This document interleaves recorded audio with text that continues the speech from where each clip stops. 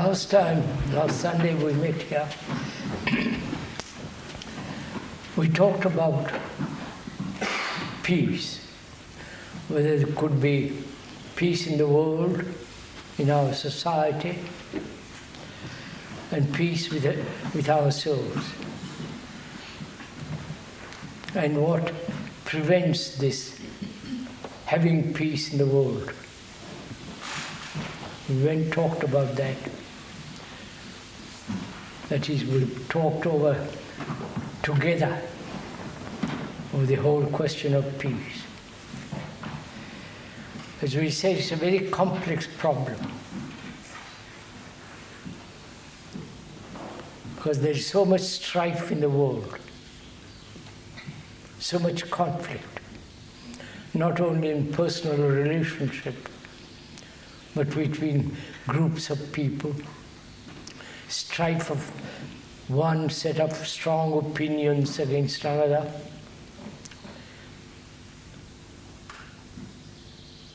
obstinacy of ideologies, and there seems to be a perpetual conflict in the world and in the society in which we live.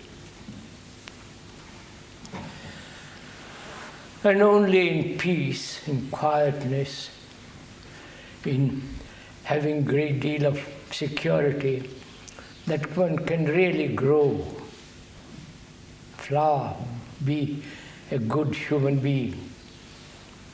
We talked about that together. And I think we ought to talk about this morning conflict.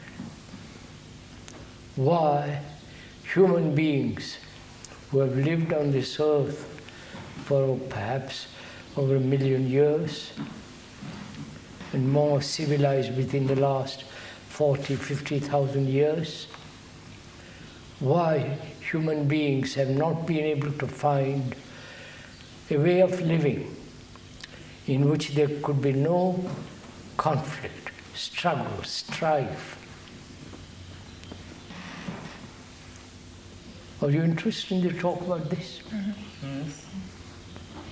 Mm-hmm. So we are together talking about it, investigating it. You are not just listening to what one is saying. We are together walking down the lane, talking about these things quietly. So you are not just merely listening to what is being said, but also you are sharing it, partaking in the conversation, in the investigation. So it is not a one-sided affair. It's not a lecture, as is commonly understood. So why is it that human beings who have evolved, who have done most extraordinary things technologically, marvelous computers, the battleships, whether you like it or not, and the aeroplanes and the rockets and so on.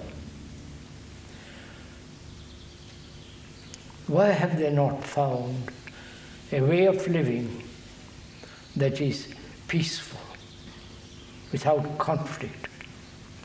So we're going to together examine why it is not possible, or that's the human condition.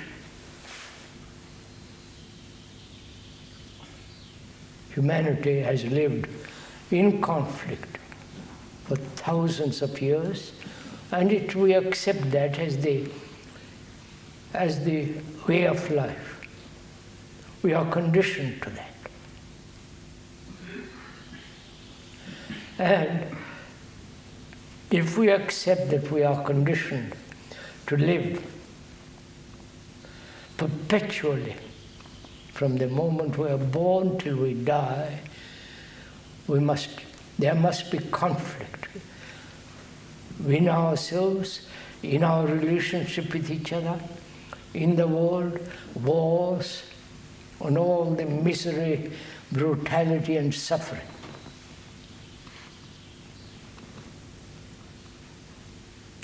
Is it our natural condition? You might say, yes, it's natural, because everything in nature struggles to survive. The big tree, the little tree cannot exist. Where the big tree is, it has to struggle. Everything is struggling to survive. And that's our lot, that's our fate, that's our condition. If you accept that it is our condition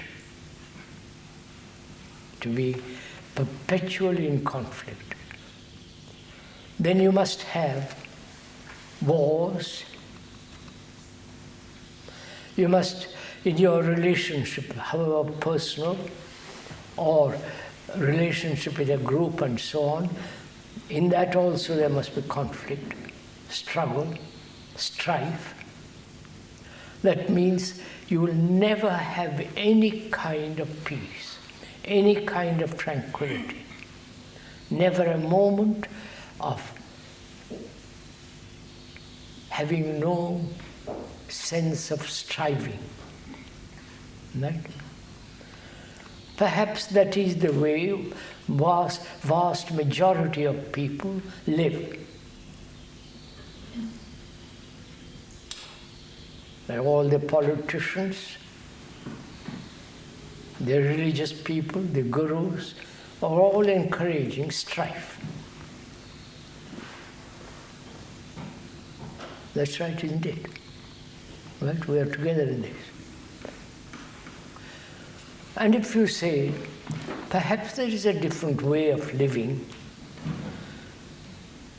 one must give one's energy, vitality, and a continuation of inquiry.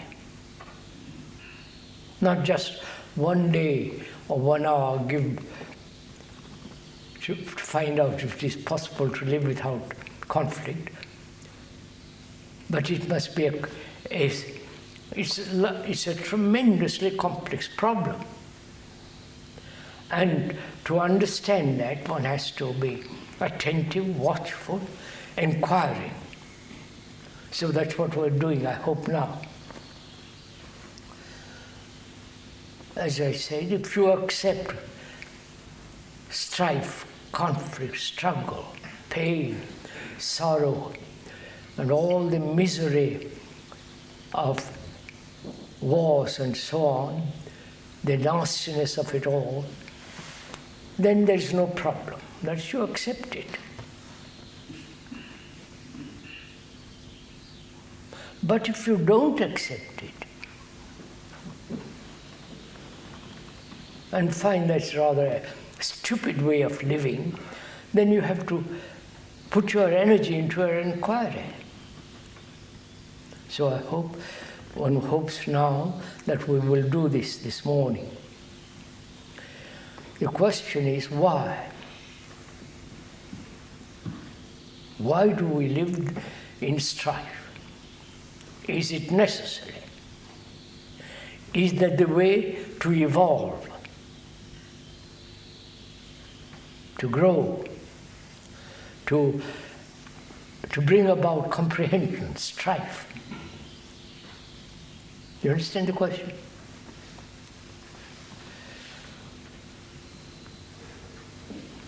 How will you inquire into it? Inquire why society, with all its inequalities and its brutalities and all the rest of it, that society is created by us, right? Human beings have created this society. And that society says you must strive, you must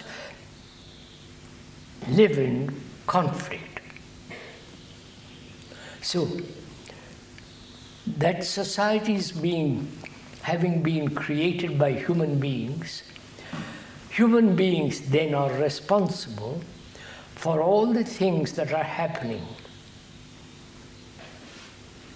So, is it possible for a human being, that's you, to end this conflict in oneself? Not whether this conflict will end outwardly in the world, because the world is psychologically what we have created.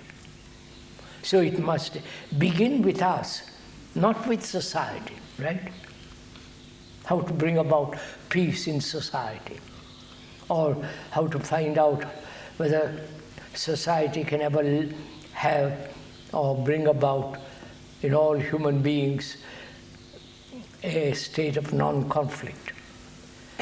As society is created by human beings, past generations and the present generation, it behoves us then to observe ourselves, each one of us, to find out whether we can live without conflict.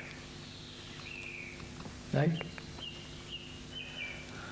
What is conflict? How does conflict arise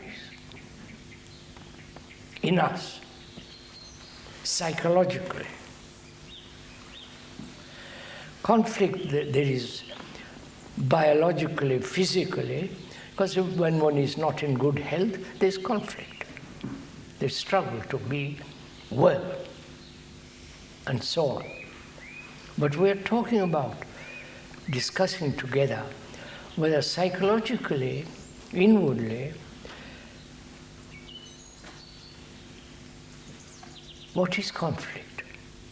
What's the nature of conflict? How does it arise? Right? If you have very strong opinions, and another has very strong opinions, contradictory, then there is strife between you and the other who has strong opinions, right? So whether we are asking whether it's possible to live without opinions. We have talked about this several times before.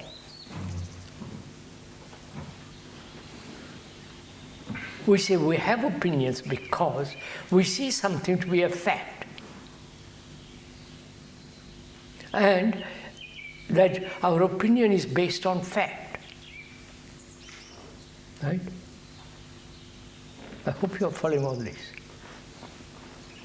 Right? Are we following each other? Not me, but you inquiry. Right?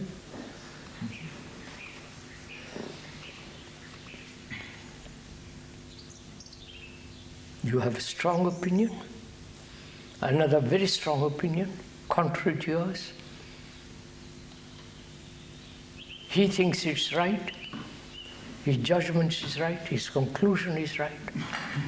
His ideals, his beliefs are based on facts. And you also say exactly the same thing, opposite to what he's saying. So why does the brain hold on to these opinions, conclusions? Do you understand the question? Why? Is it because without opinions and judgments and conclusions, one is nowhere? Right? Are you all going to sleep, or am I talking to myself?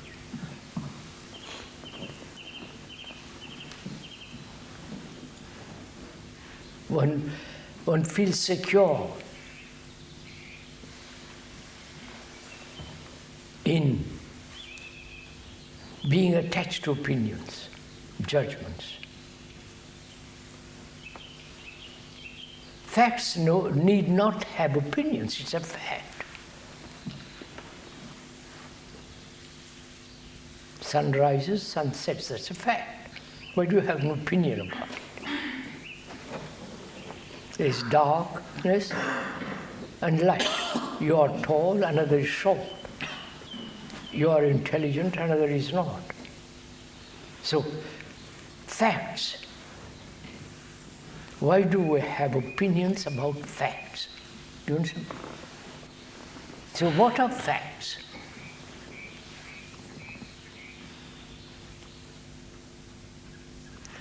Fact is that which is actually taking place, right?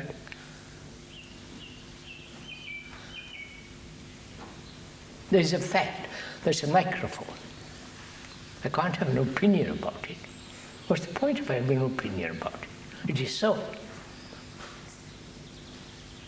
So can we look at our own opinions, conclusions and so on, and see why we have them? Opinion means judgment, conclusion, imagination.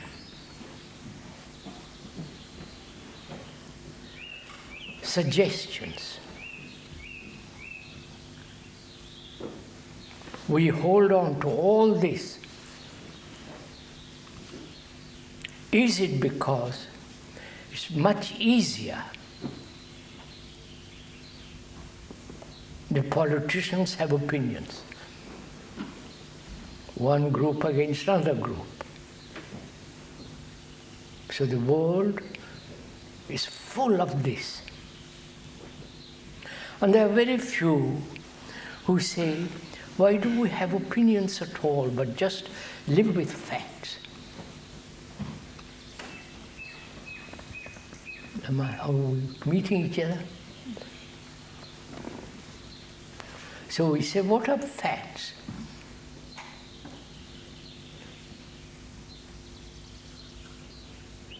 We said facts are that which is actually taking place.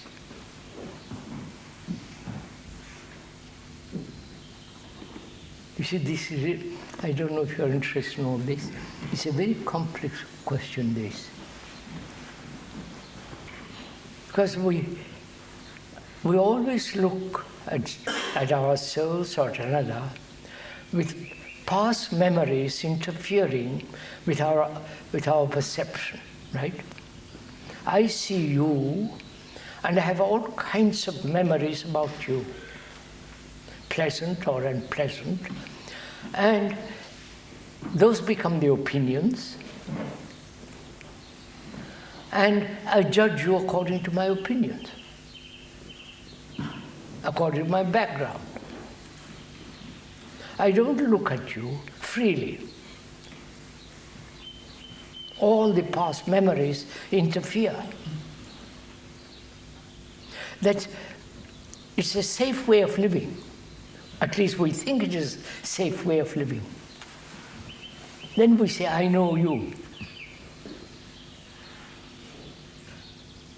I know what you are. But you are changing. So the world is changing. But I hold on to my conclusions, to my ideals. And that's one of the factors of conflict.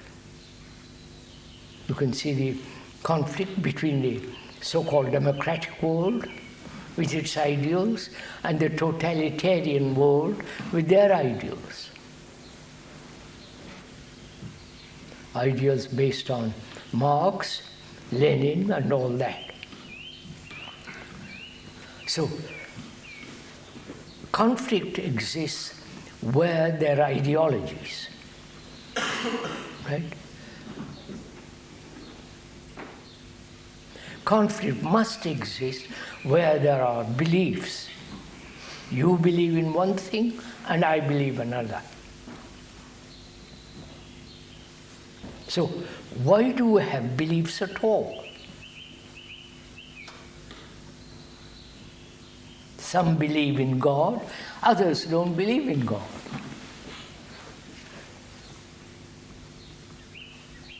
There's the whole world of Buddhist world that doesn't believe in God. To them, God doesn't exist. They may make the Buddha into a God, but the idea of a God doesn't exist, as it exists in the Christian world.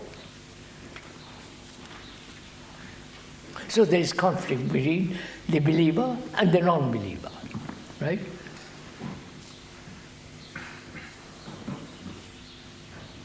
So conflict exists where there is division, as nationalities, as ideals, as beliefs, as opinions, conclusions. There must be conflict. So, is there division in oneself, a fragmentation in oneself? You answer my question? Is there in each one of us a contradiction? Where there's contradiction, obviously, there's division. You understand? Are we aware of this contradiction in us? This limitation. You understand? Are we meeting each other? Mm-hmm. Am I aware that my thinking is limited? When I'm concerned about myself, it's very, very limited. And therefore, that which is limited must bring about a contradiction in itself.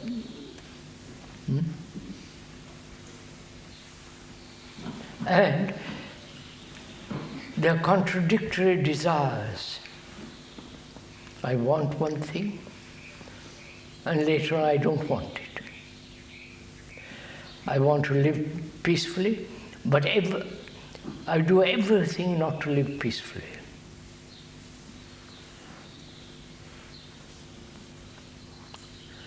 So there is in oneself a division. Now, why is there this division?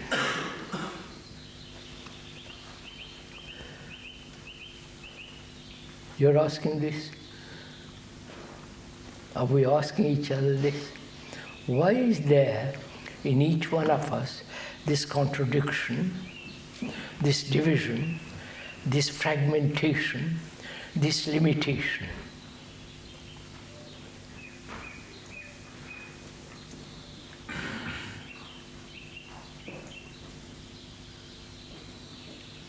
Who has brought it about? How has it come into being?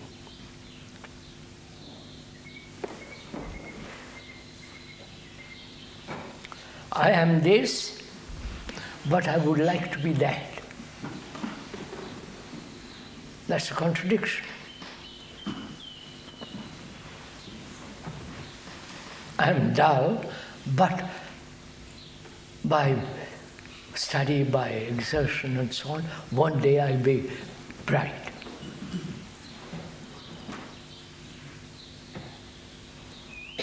So there is in us a duality. In us there are opposites. Why do these opposites exist?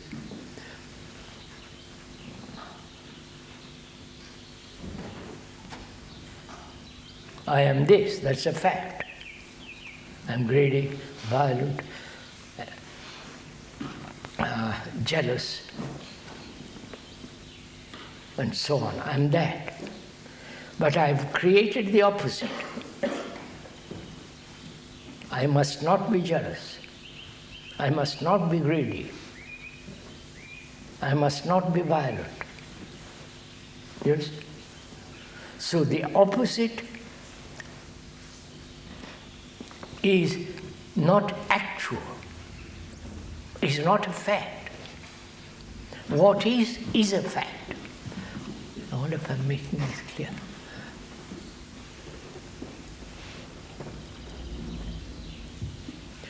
I'm violent, and people have talked about non-violence. Non-violence is not a fact. What is a fact, what is the fact, is violence. Why do we create the opposite? You understand my question?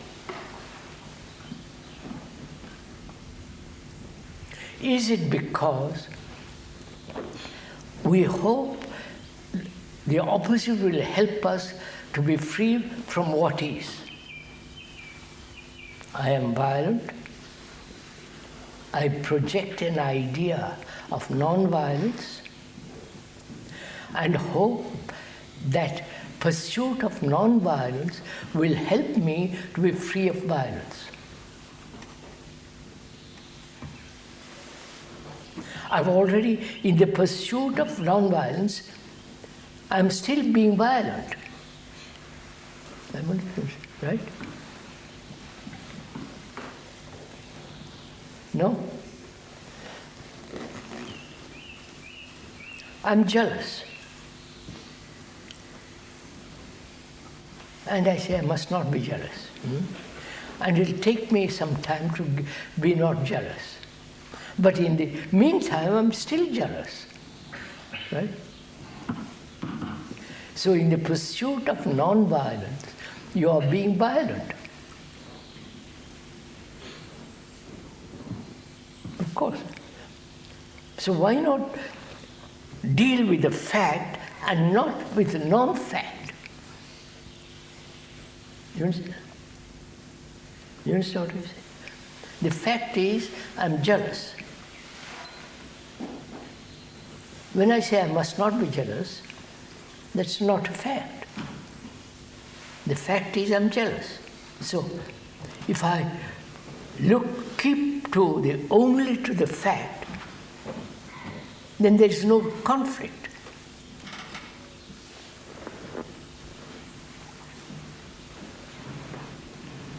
Right? I'll explain. I am jealous. Jealousy is me, right? Jealousy is not different from me.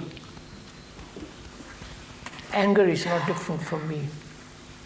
I am anger, I am jealous, I am brutal, I am violent, and so on. Violence, brutality, anger, jealousy is me. But when I say, I must not be that, that is not me. It's a mere projection of what I would like to be, which is non-fact. I wonder if you understand this. Have you understood this? Can we go on from there? Would you like to discuss this point? This is an important point. This is an important thing that we understand this, basically, fundamentally.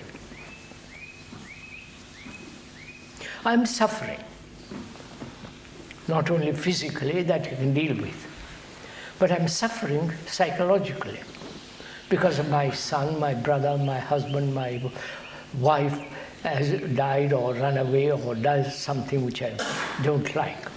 I suffer. That suffering is me. Right? That suffering is not separate from me. When it is separate from me, then I'm in conflict. Then I'm struggle to overcome that suffering. You know? But the fact is I'm suffering. Right? Suffering is me. So I remain with that fact.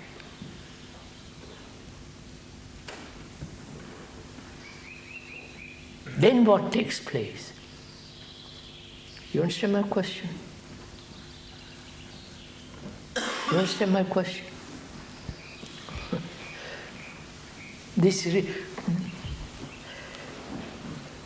You understand, I have created a division.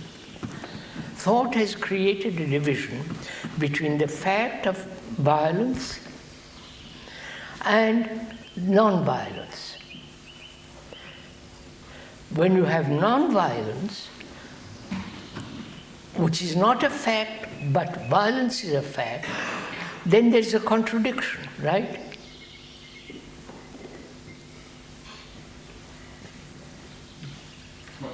There is an opposite. The opposite is created, as we said, perhaps for convenience, escape from the fact, or hope the non-fact will help us to be free of the fact. And it doesn't help. If one stayed with the fact, instead of wasting one's energy trying to become non-fact, isn't it? It's a wastage of energy. I wonder if you understand all this. It's a wastage of energy when I try to be something I'm not.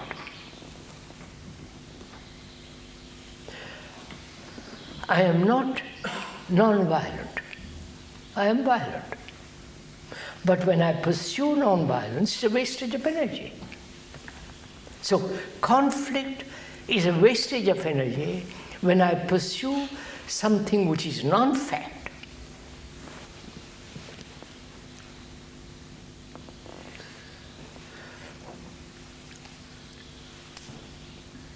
Is this clear?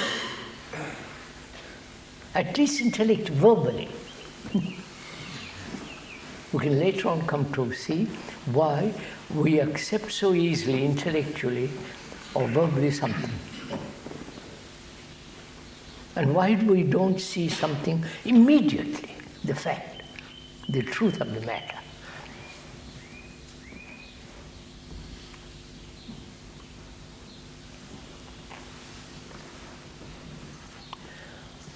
You know, I don't want to make it complicated. Let's look at it. You observe the tree. You're examining it, you look at it. The beauty of it, the depth of it, the shadows, the leaves, the extraordinary color of it, the height of it. You see the whole thing. There's a distance between you and the tree. To look at it, you must have certain distance. And so, do you have a distance between what you are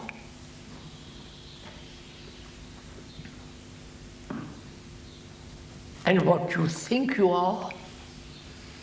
You see the difference? Oh Lord. Do you see the difference between idea and the fact of the idea?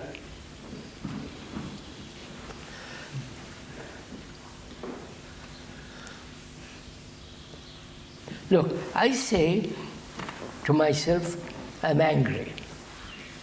Is that an idea? Or I realize it is so. You see the difference?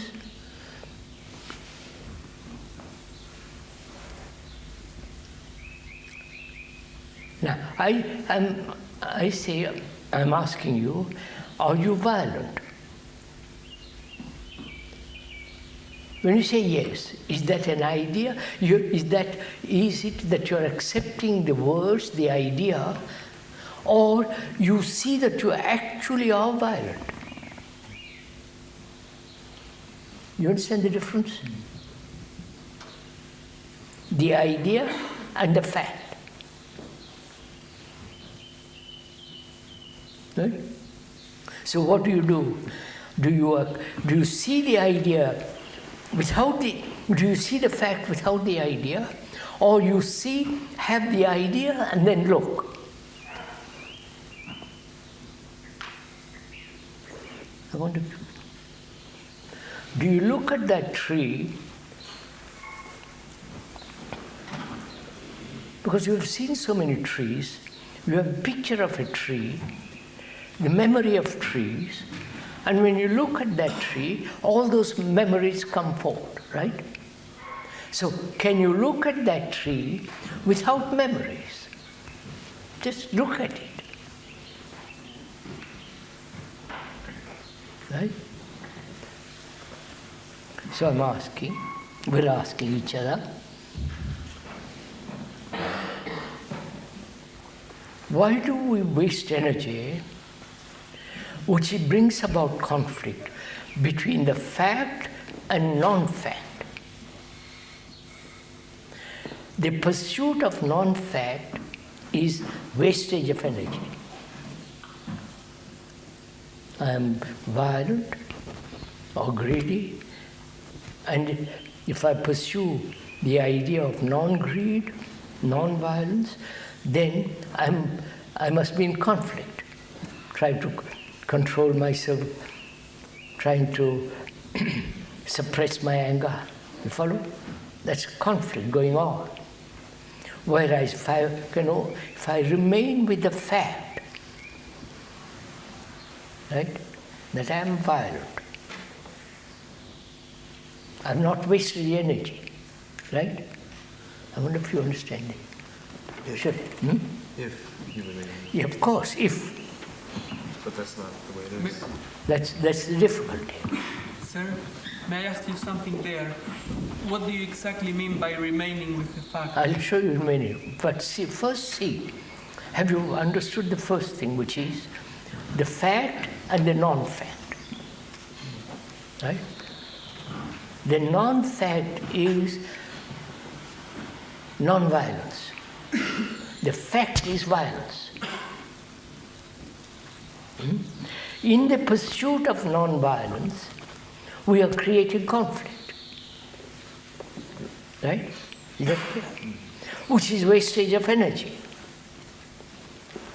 So conflict is a wastage of energy. Right? Clear? We'll come to that. See, wait a minute. So to remain with the fact, what does that mean? You tell me, what does it mean to not move away from the fact? I'm angry.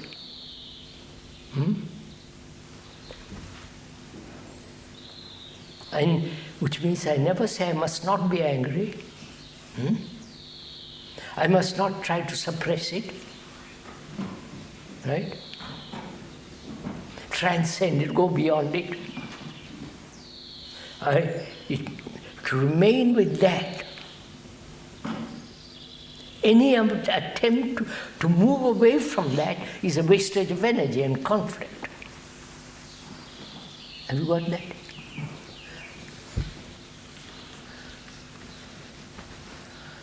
Yes? I am short or you're tall. All right, that's a fact. But if I want to become tall, then it becomes a problem. Then it becomes a conflict, jealousy, and all this arises. But I say, yes, I'm short. I'm dull. Then what happens? That's the point. You understand? When you are not pursuing the opposite, which is a wastage of energy, which is a non-fact, then you have the energy to look at the fact. Right? The fact of jealousy is not different from you. You are that. So you have totally, altogether, free of the opposite. I wonder if you see this. Do you see this? No, I'm always pursuing the non-fact, which is, according to you, a waste of energy. Therefore, I have no energy to see. No. If you are wasting energy on non-fact, you realize you are wasting it, you stop being wasting it. No, I don't see that. If you are shouting at me, I say, don't shout at me. It's a wastage of energy on your part. You stop shouting. Well, if I'm furious, I'm a little serious. Right? Please don't talk so loudly. It's a wastage of energy because if I know you, then quiet down. In the same way, it's a wastage of energy when you pursue something which is not actual. When you see that, you don't waste your energy. So you have energy. Then with that energy, observe. That is, you are not different from jealousy or violence. You are that. Right? That's a fact. Right? Therefore, you're not wasting any energy in conflict. It's only when you want the fact to be different, then conflict begins. Right? Is that clear? it is. Verbally. And that's the difficulty for most of us. Verbally is all logically very clear. But why do you say that verbally? Because I don't. Find out. Don't say, why do you say intellectually, verbally, I understand? Why? I can see it in my head. No, doesn't it indicate that you are not listening completely, wholly? You're not interested.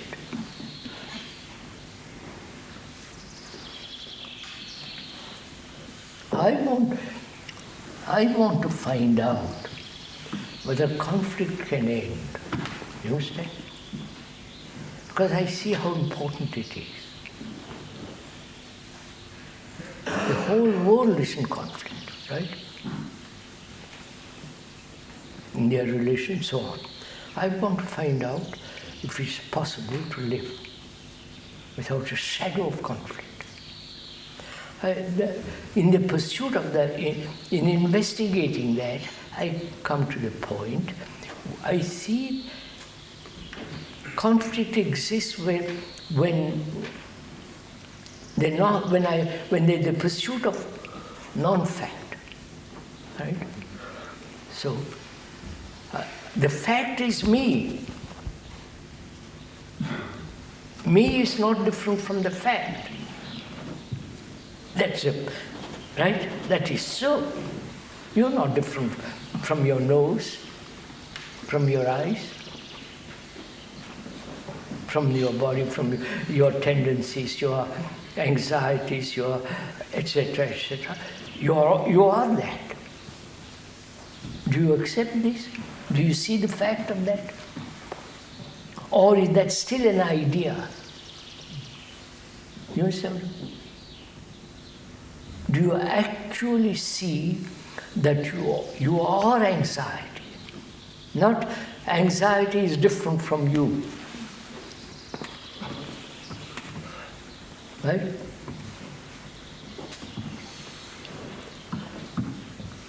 You know what loneliness is? Of course, all of us know it. You are lonely. Loneliness is not different from you. Right? Is that a fact to you? Or is it just an idea which you accept? It is an idea. Huh? If I saw it as a fact, I would treat it as part of me, like I would treat my body. Yes. So, what? Fact. Yes. That you are jealousy. Yeah. Now, so you're not wasting your energy in pursuing non-fact.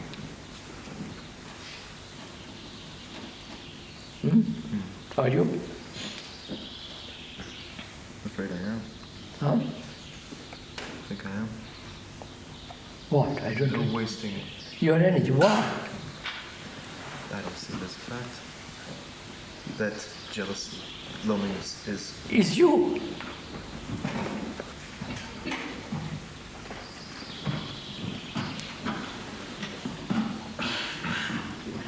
Now I'd like to, I see this is rather difficult. Do you see that you are not different from your reactions?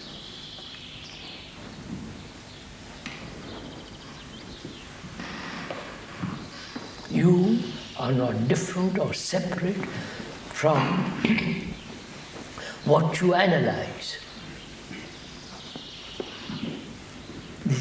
I'll explain a little more. You are not different from what you observe in yourself. So usually, Krishnaji, if one is angry, one says, you've made me angry. You've made me angry. It's not that although I'm angry now, but somebody else has made me angry, or something has made me angry. Of course, I'm talking. I'm putting the emphasis on something else. That's a reaction. Are you aware that your reaction is you? You are not different from your reactions. But usually we put emphasis. I know that, I know.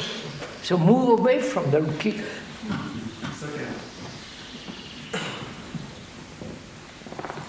Don't keep on repeating the same thing. Then you're caught. But if you say, look, this is the fact, this is the truth, that you are your reactions. You are your memories. But that seems to be the whole difficulty, because we cannot stay with the fact. I mean, what is then preventing us from staying with the fact? Because we are so conditioned to pursue non-fact. We are so conditioned to pursue ideals.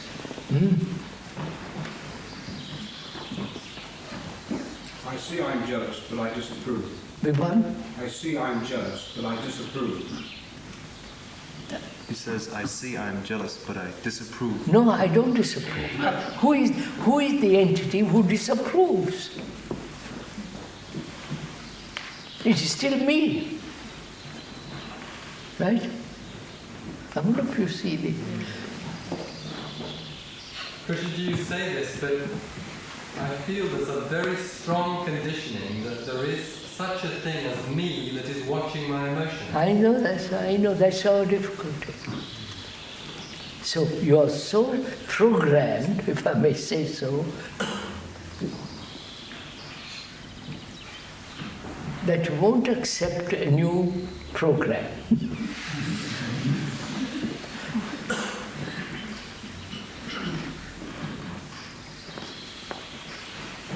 Look, sir, this is a so simple fact. I know what you're objecting to. I am jealous. I neither disapprove nor approve. It's a fact.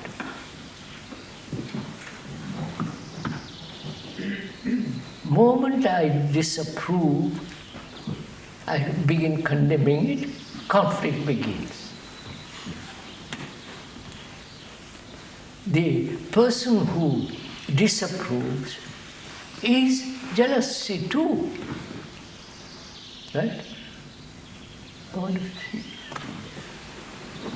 So can you go a little further? When you look at the tree is different from you. Obviously, I hope so. Right? But when you look at yourself,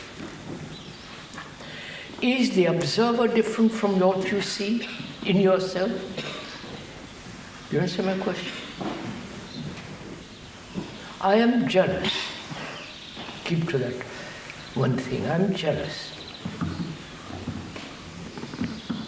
Is that jealousy something away from me, separate from me? As the tree is?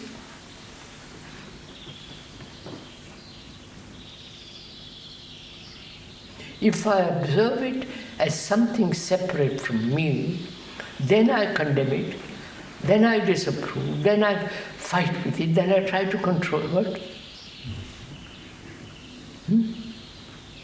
But jealousy is me.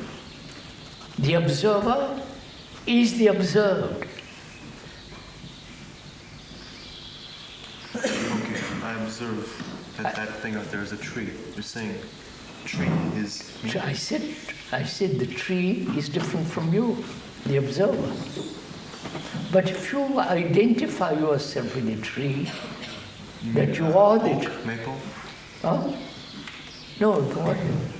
You look at that tree, right? That tree is not you. Right? I hope not. That would be rather fanciful, imaginative, and rather cuckoo.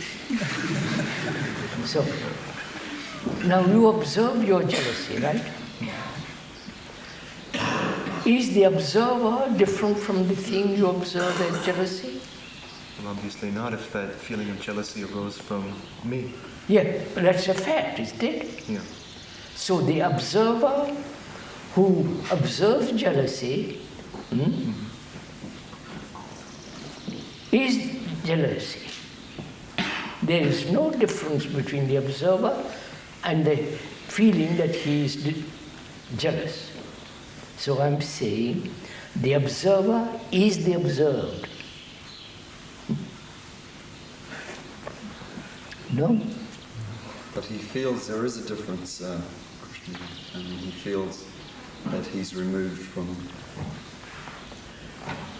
Just this requires little investigation. Go into it with me, please. You agree, sir, that I hope you see actually that you are jealousy, right? Jealousy is not different from you. And when you condemn it, then you are separating yourself from the fact. You see that? Mm-hmm. Then in this separation, conflict arises. All right, let's put it the whole thing another way. All human beings suffer, right? Physically as well as psychologically. Whether they are Russians, whether they are totalitarians, whether they are Japanese, whether they are Americans, whether they are... all human beings suffer. Right? And you are a human being, you suffer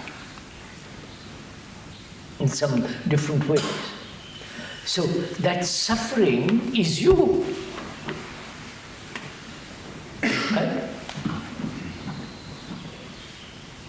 Then if you could remain with that and not go away from it, then what takes place?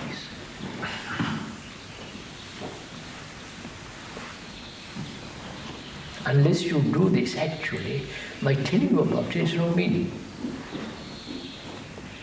Remembering all the time that we're trying to find out whether one can live without a single conflict. But when you suffer, Come? Quando io soffro, è automatico scappare. He's saying automatically this happens. That's our conditioning. So inquire into conditioning, find out why you are so conditioned, break from it.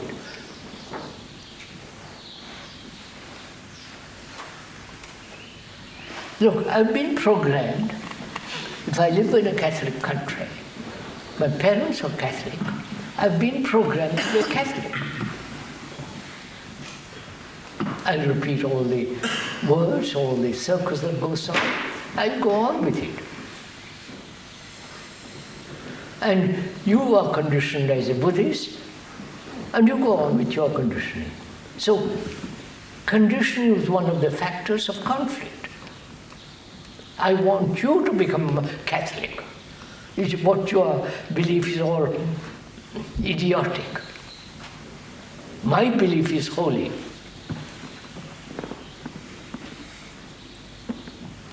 And so there's conflict. So, can we live? It's much more complex problem. Can we live without being programmed? Find out.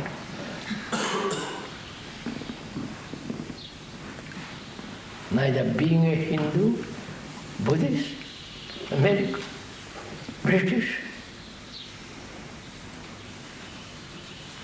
all this is the result of our being programmed for the last 2,000 years as a Christian and 5,000, 3,000 more as Hindu. But it's all so silly.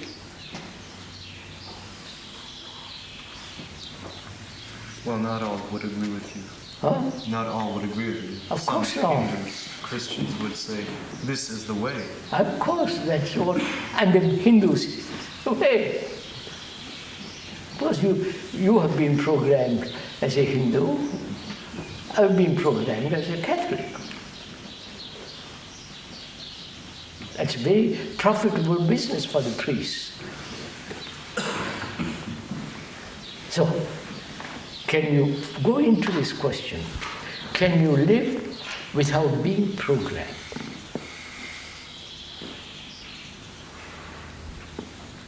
Program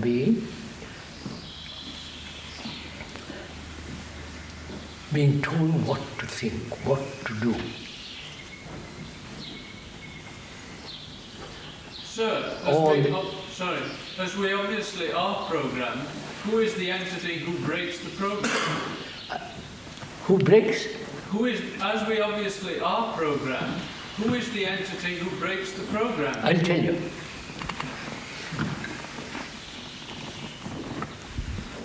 There is no entity who breaks the program. That is, do you see the fact that you are programmed? Do you see the fact? The fact that I have been programmed as a Catholic or a Hindu or a Buddhist or as an American or a British, you've been programmed. I'm not against the British. The French say the same, exactly the same thing. The Indians, the Hindus, when we go there, and I say you're all being programmed, you say, sir, our program is right, not yours.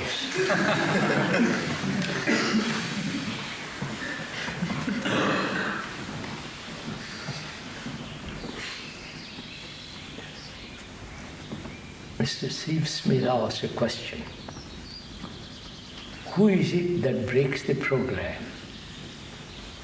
Who is the entity that breaks down this whole structure of propaganda? I said there is no entity. It is the fact that you are programmed. You are the result of being programmed. Right? No? Well, isn't it okay to be that? What? Isn't it okay? It seems to be the problem, you put your finger on at the very beginning, is that our refusal of what we are. Yes. Isn't it the fact that it's okay to have opinions, it's okay to be programmed? I can't quite hear. Sorry. Isn't it all right to be programmed and to have opinions? Is it all right? Yes. Have opinions. We all the time refuse what we are. I talk too much, I have too many opinions, and we are refusing what we are. Can we not say, well, okay, I have opinions, and it's okay to have opinions and live away, not to refuse what we are, but to live what we are. Yes, sir, that's what I'm saying. What are you? Well, if I may go back, I have opinions on whatever it is, on conflict, on violence. On Yes, sir, yes, sir. What are it seems you? to me, if, in some peculiar way, which I don't understand, in order to get clear of violence. So what are you? In what You are sense? your opinions? Yes. Yes. You are your jealousy? Yes. Yes. You are what you have been programmed? Yes. Yes. That's a fact. Yes. Now, wait a minute. Is that an idea that you are programmed, or you actually are aware the whole nature and the structure of being programmed? Yes. So there is no division between you and the program. There's only one thing. Wait, sir. Sorry. There is no division between you and the program. Correct. You are the program. Yes. Right? Yes. Then what takes place? There is somewhere in me a view that it's wrong to be. I know. What I There is somewhere in you that says it is wrong to be programmed. What is it that says that it is wrong to be programmed? Program. Huh? The program. Yes. Another program. That's all my point. One thought says I am being programmed. Another thought says there's something in me that's not programmed. It is still thought operating. So let's stick to this. We are programmed. That's a fact. That's irrefutable fact. Like a computer, we are programmed. Our memories is a program, right? I'm a Catholic, or a Hindu, or an American, whatever it is. And somebody asked, who is it that breaks down this program? There is nobody if you are programmed completely, right? I wonder if you understand. There is nobody outside of me who can break it down, right? So, there is no attempt to break it down. There is only the fact that I observe the whole complications of being programmed. That's a fact. I observe the fact that is the observer is the observed, and so it remains with the fact. You mean that if you just remain with that fact without contradiction, without conflict, it just dissolves? No, wait, find out. Don't say it dissolves or does something. Find out. Discover what happens. Seems to me you wake up. What? You become tremendously aware. Aware, that's one of the factors. Go into it. Sir, but most people in the world are not aware that they are programmed. I'm not, so most people won't even listen to what we're talking about. I doubt if you are listening either. So I'm not being impolite. I'm just asking, we don't listen. We've got such strong opinions, strong conclusions. The conclusions, opinions are part of our program. So, if I am programmed, program is me, right? Then what happens?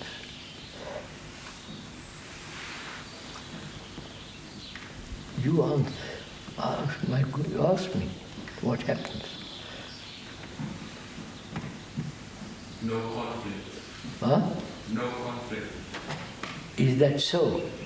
Is that a fact to you that you have no conflict? That you only see the fact, right? That I am programmed.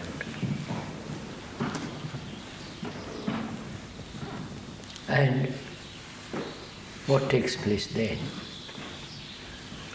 Before, I've said I'm not programmed, only part of me. Before, you said I'll control my program. I will change it. I'll take another program, the better one.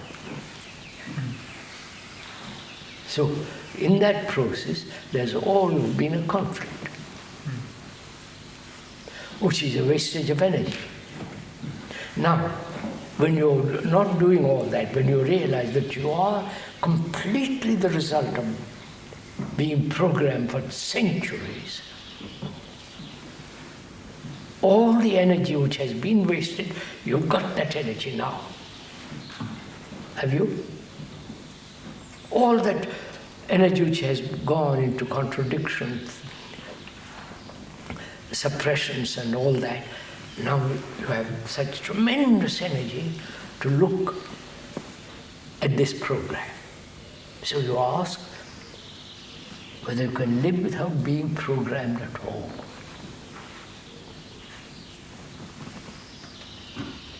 That means whether you can live in complete freedom from all impressions, from all pressures, from all the activities of newspapers, politicians, priests, gurus, totally free of all that. That's real freedom. The word freedom also means love. Right?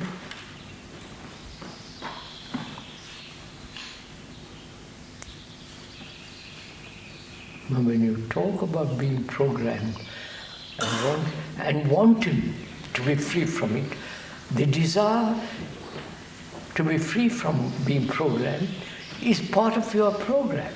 The desire to be free. You understand this?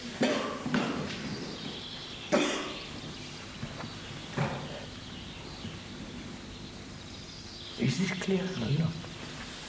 So, if it is clear, are you then free from conflict? Oh, wow. Ah, boy.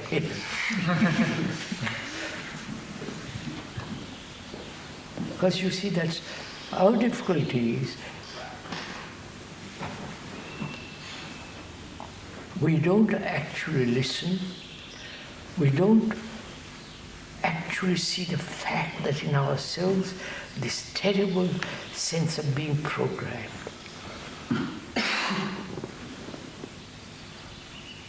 We don't actually see it as you see a blister, as you would feel a pain. You follow?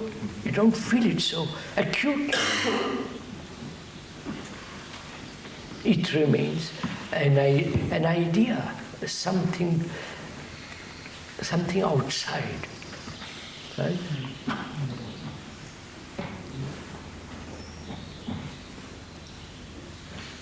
Well, say I did see the fact that conflict is me. It comes to an end. So what? There are... Conflict is me, right?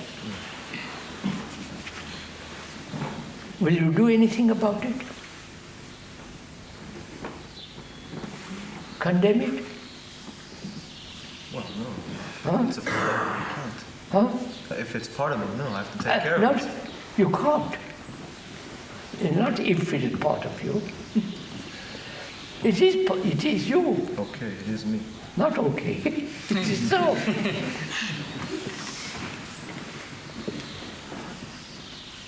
Right? So what takes place? You take care of it. How do you take care of it? Who is the caretaker? Fine. So, what do? You are that. That is not different from you. Unless you get that in your blood, that the division between what you think you are and what is actually, you follow? Well, what is in my blood right now is the past. But what's miserable? Yes, sir. Are you suggesting a... No, please. When I say in your blood, in the sense it's really fact to you. And unless that's so, then you'll have all the complicated problems.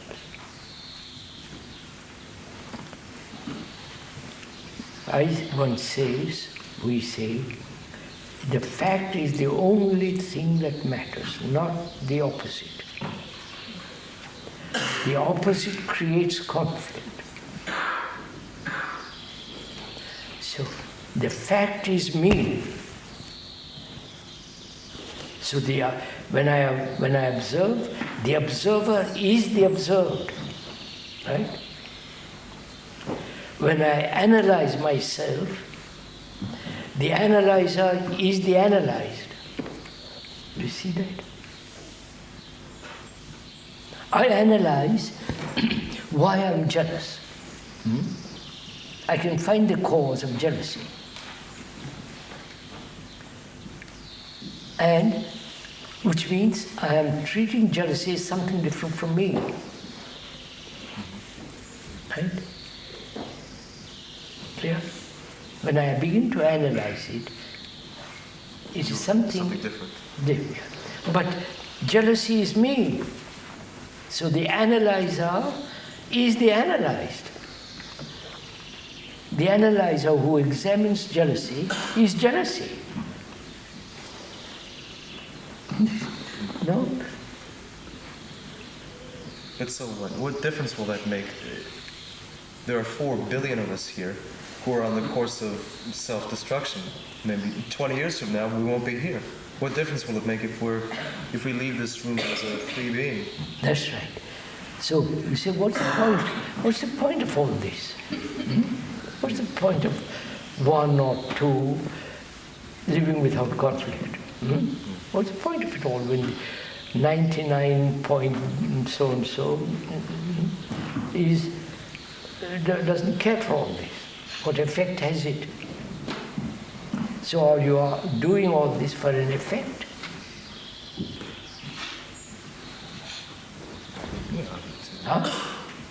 You are trying to understand jealousy and how to live without conflict so as to affect others.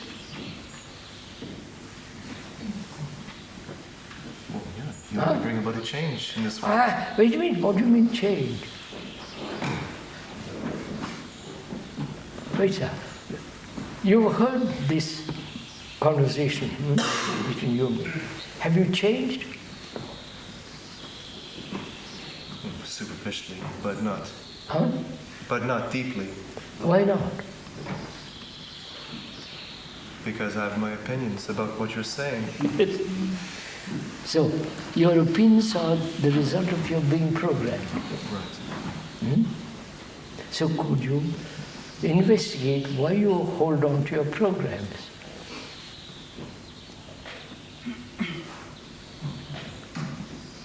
Not stick to your programs.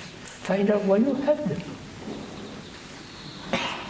And don't say, if I do, and if I'm free from programs, what effect has that on millions and millions of people? So, in fact then, you are not trying to find out how to live for yourself without conflict. You want effect.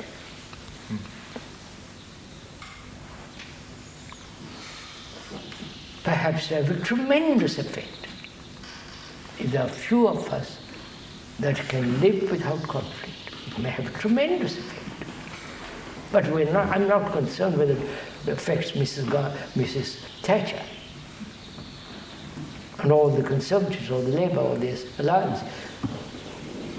Okay, are you concerned with bringing about a change in this world? What? Are you concerned about bringing a change in this world? Yes. But you've done nothing. I said, how do you know? Well, look at the world. Each year there are more and more. Just a minute. Lenin was one man who brought about revolution in Russia. He didn't bring it, circumstances were there. And he helped to bring about a revolution. If you were actually deeply concerned with this, you may do extraordinary things. Right? That's all. But change first. See, that's the difficulty. We want to show to the world that by our doing something, it's going to affect the world. Do it first, and then see what happens.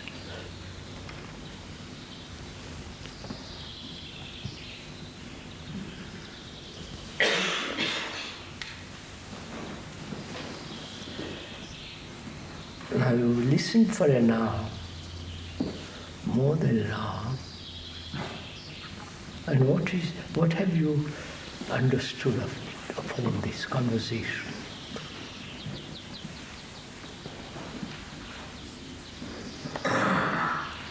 Will you, when you leave this place or when you remain here, be free of being programmed? Never calling yourself Russian, American, Japanese, Hindu, Buddhist, Catholic, and all the rest of it. That's only one very small thing to do. Will you do that?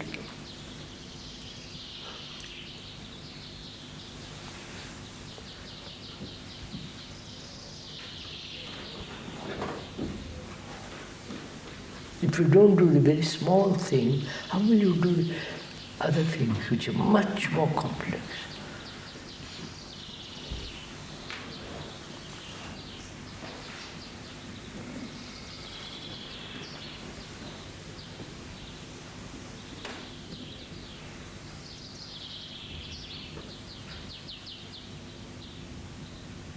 So, you see, one of our difficulties is our education, our way of living, and all that is so superficial, right? That we never dig deeply into ourselves. Don't say who is to dig, but to say this is important, I must investigate this and keep on questioning, doubting, asking. So that you yourself see for yourself, without being told, this, that you are the result of vast programming.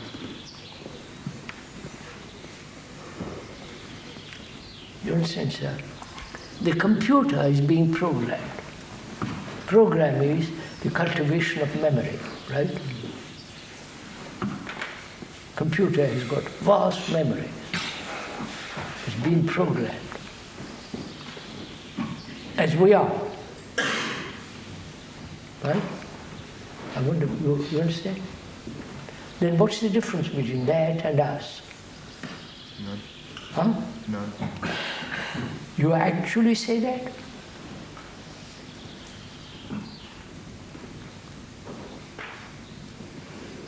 I wonder if you understand the question.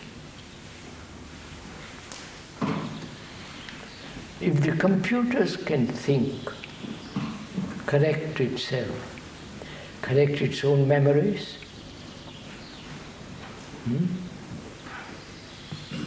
that's what's taking place. One generation of computers, the second generation is better, right? And so on, so on. It's correcting itself and all that, like us. Then what's the difference between that and us? If the computer can do all the things, most of the things that we do, of course it can't look at the stars of an evening and say how beautiful it is, right? It can't. But apart from those things, feeling the beauty, feeling tenderness, quiet and all that. Apart from that, the computer can do almost everything that we are doing, right? Probably better.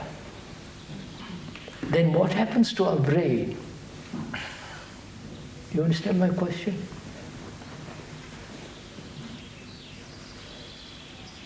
Yes, sir. You understand this question. It's not complicated. What do you mean, what happens to the brain? What do you mean? If the computer can do most of the things that we do, then what's going to happen to us? We're going to go to sleep. Huh? We'll go to sleep and the computers will take over. What's that? Our brains will go to sleep and the computers will take over. Yes, our brains will go to sleep. Now, before the computer came into being, we had to think, we had to calculate, we had to do this, we had to do that, right? Put motor cars together. The computer with the robot can do all that, put a car together. I don't know if you have seen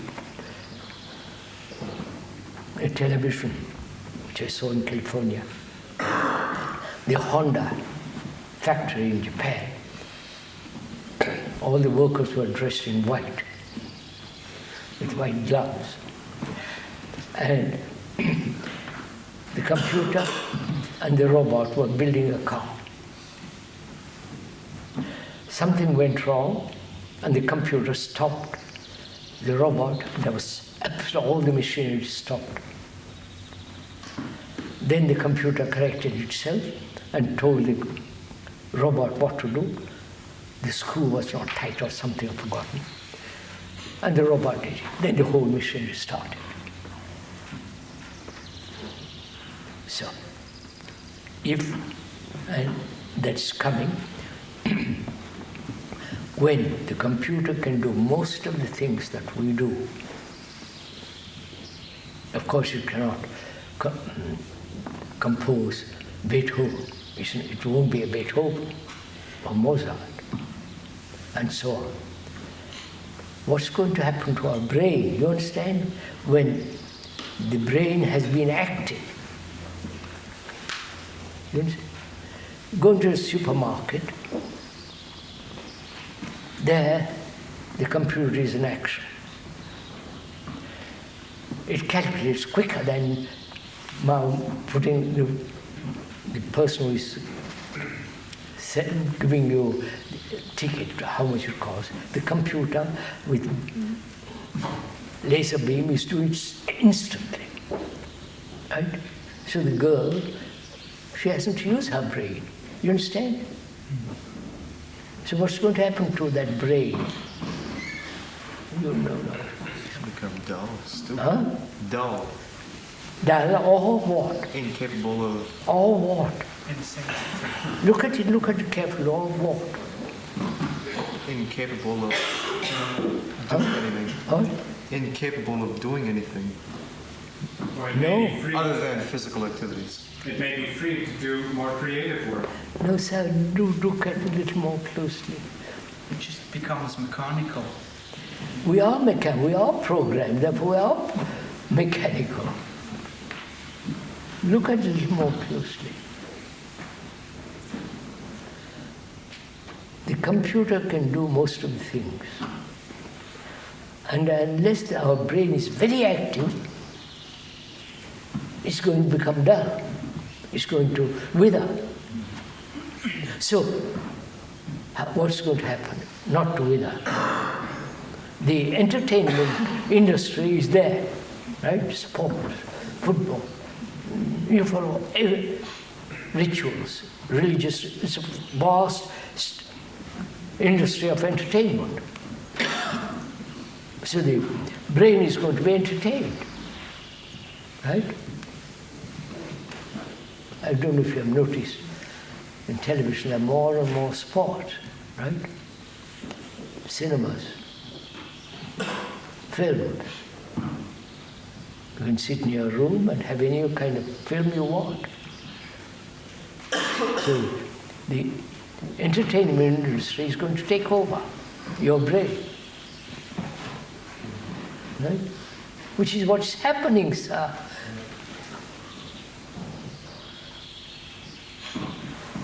And the entertainment is also supplied by the computer. Yes, sir. That's what I'm saying. Same thing. So we just become observers. Or what next? If you're not being entertained and you don't want to be entertained, which becomes rather boring, then what? That question wasn't clear. Huh? That wasn't clear, that question. The entertaining industry, which is vast, every magazine, every newspaper is entertaining you. And the churches are entertaining you. Right? Sports, all that vast, intricate industry is shaping your brain. Right? Telling you, enjoy yourself. Don't bother. Right? Suppose you don't pursue that, wanting to be entertained, what will you do? Go to the mountains and walk. You can't everlastingly walk and go to the mountains.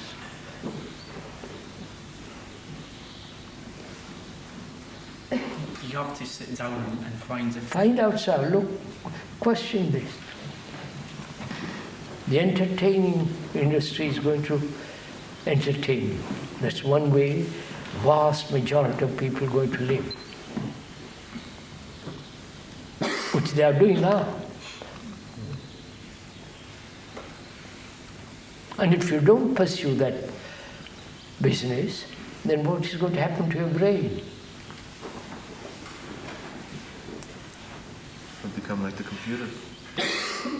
But the computer has taken over most of your job, most of the things you do, and better.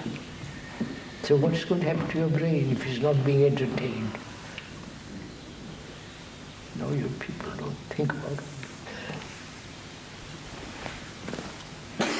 You really don't think about all these things. It's there right under your nose. Dangerous. What will you do? Try to destroy. Huh? Cerca di distruggere. Com'è? La mia energia può cercare di distruggere gli altri uomini. Sì, sì. Your energy is destructive. Please answer my question. If you're not going to be entertained and not caught by that industry, and the computer can do most of the things that you are doing, it can calculate, it can do extraordinary things. Of course, you can't look at the skies and enjoy it, can't procreate, it can't do certain things. But most of the things it can do. It may be able to write to poems, not as good as Keats, but it will write. It will invent gods, better than our gods. Right? And so what is going to happen to your brain?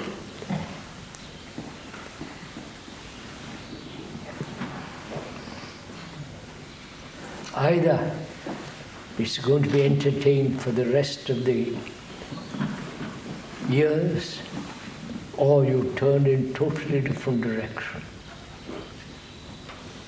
Right?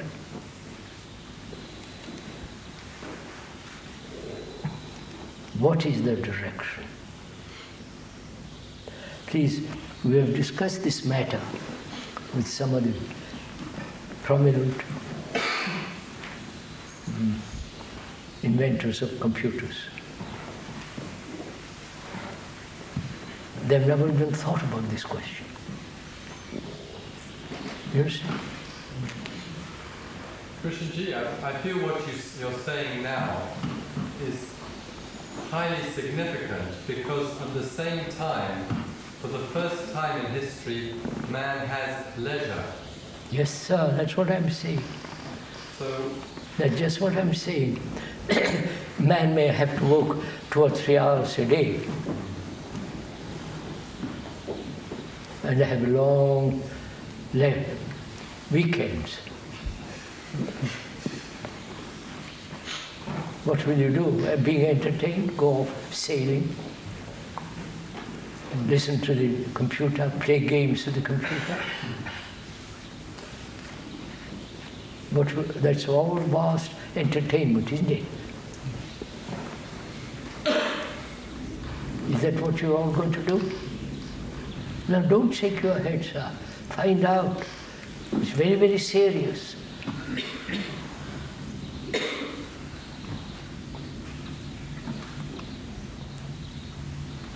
Either that or what else?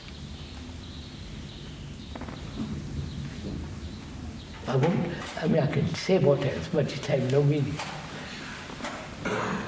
Unless you see very clearly that the entertainment industry is making you superficial, making you just enjoy watching football for the rest of your life. Right? Not football, but going to church and singing praises to the Lord. Then what will you do? There are only 2 courses left for us. Either you pursue entertainment for the rest of the years, and the generation after generation pursue entertainment, or you totally turn in a different direction. That direction is the investigation into the psychological world, going to great depths and going beyond all that. You understand? There are only these 2 paths left for man now. I'm not depressing you or bringing doomsday, but these are facts.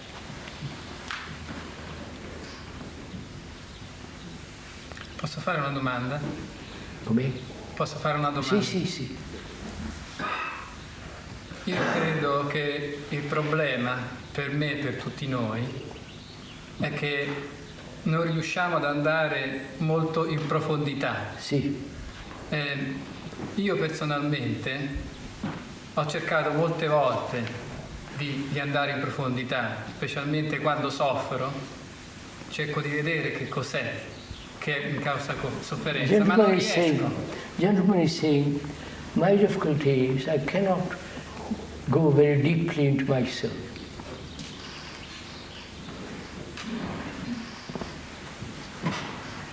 And that's my problem, the gentleman is saying. But sir, do you see what's happening? How we are becoming more and more mechanical, more and more superficial. Just living on the surface. Our education, our religions, politics, everything is becoming so monstrously superficial, just outside the scale.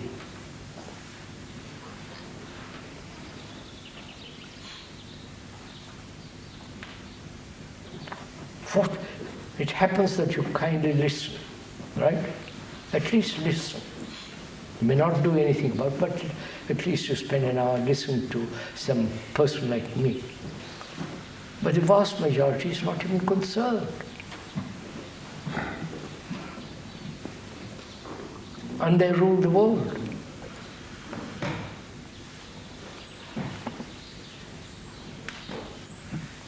And to find out for oneself, whether the brain can ever be free from any program. That means any memory. That's what I won't make it difficult. Program means memory, right? On a small chip, what they call chip, 600 million memories can be put in there. Right? So we are also nothing but memories. I know some of you won't like this, but it's a fact. Can I clarify one thing you're saying? What's up? Can I clarify one thing? Oh, clarify any amount. Supposing I'm a young person, I enjoy football, I like getting exercise, I enjoy sailing and all these activities. Now, I enjoy those things, but if I listen to you, what you're saying, not that I should stop doing those things, but that I should also go deeply in another direction. Yes, sir. I would also may not go to football. All right, sir. I may see it on television for 10 minutes. It's a very damn bore it is. One man hitting one ball all the time, chasing the ball all the time. It becomes rather silly. But anyway, so I need some exercise of some kind. Well, I walk, I swim, I climb the mountain, but sir, but then I used to play a great deal of golf, 3 rounds a day. I was pretty good at it. +2 and +4 I was one time. And I watched sometimes the super golfers, right? After 5 minutes is enough. All right, but that's not being caught by the industry. They're not entertaining me. It's like looking at that tree. But sir, the whole political world, religious world, the cinema world, some of the literary world, we follow this vast entertainment. I don't think we realize it, how dangerously things are becoming.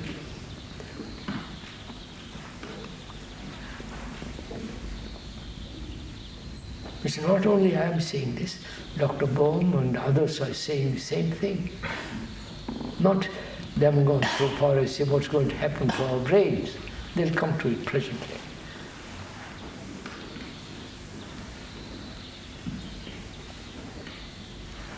So either you lose yourself in pleasure, amusement, superficial things, or you enter into a world that has no end, an immense depth, immense vastness.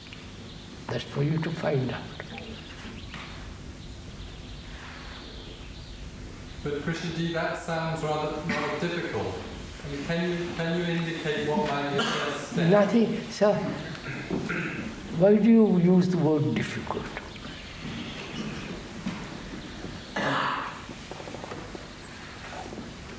It's difficult. We say difficult because we haven't gone into it. For me, it's awfully difficult to sit through an hour watching football. I won't go there anyhow. So, if we could forget the word difficult and forget the word more, better, then we can go into this.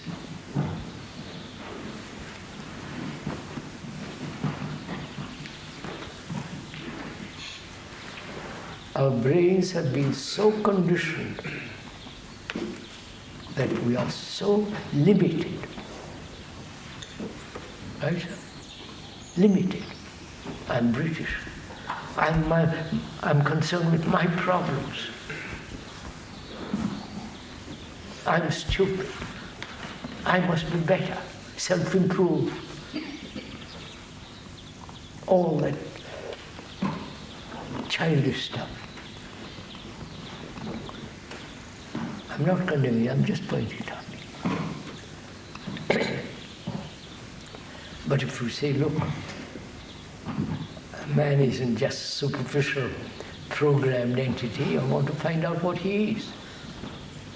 I want to find out for myself whether there is something beyond all this nonsense. And that means you have to look, watch, spend time. You follow? But if you start by saying how awfully difficult it is, then you will make it awfully difficult.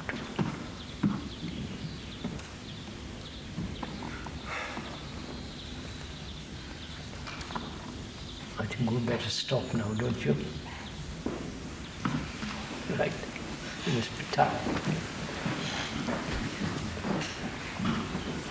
I am not the only one voice. You're all the same, right? I'm not the only one dog barking. Little bit up.